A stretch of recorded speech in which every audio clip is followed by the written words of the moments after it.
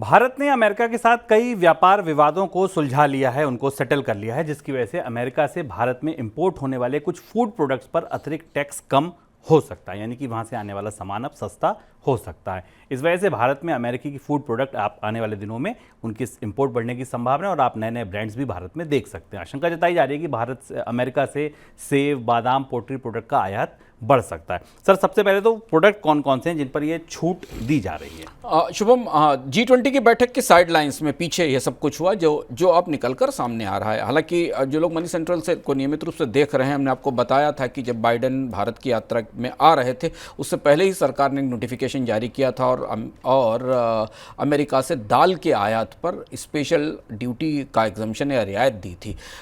ये जो समझौता हुआ है, इस समझौते के तहत चिकन के product, meat product, poultry product और इसके अलावा कुछ फल और एप्पल जैसे अन्य उत्पाद शामिल हैं जिन पर इंपोर्ट ड्यूटी में 5 से 10% की, फ्रेश और प्रोसेस्ड आइटम पर 5 से 10% की कमी की गई है। अमेरिका की तरफ से भारत में इन उत्पादों का बाजार खोलने की कोशिश लंबे समय से की जा रही थी। आपको याद होगा कि जब भारतीय प्रधानमंत्री हाल में अमेरिका की यात्रा पर गए थे तब वहाँ भी इस पर चर्चा हुई थी और उस दौरान एक सहमति बनी थी, जिस सहमति में यह था कि भारत और अमेरिका जो WTO में अपने डिस्प्यूट हैं, विवाद हैं, उनको निपटाएंगे। माना जा रहा है कि वो अमेरिका ने उन विवादों को वापस लेने के बदले भारत से ये रियायतें हासिल की। सर, डेयरी प्रोडक्ट पर लेकर भी कुछ सहमति बनी है? पोल्ट्री प्रोडक्ट को लेकर, पोल्ट्री और डेयरी प्रोडक्ट को लेकर भी एक सहमति थी और एग्स को लेकर जो WTO में डिस्प्यूट बना था उसे भी रिजॉल्व कर लिया गया और उसके बदले भी भारत ने उस असहमति को या उस विवाद को दूर करने के बदले भारत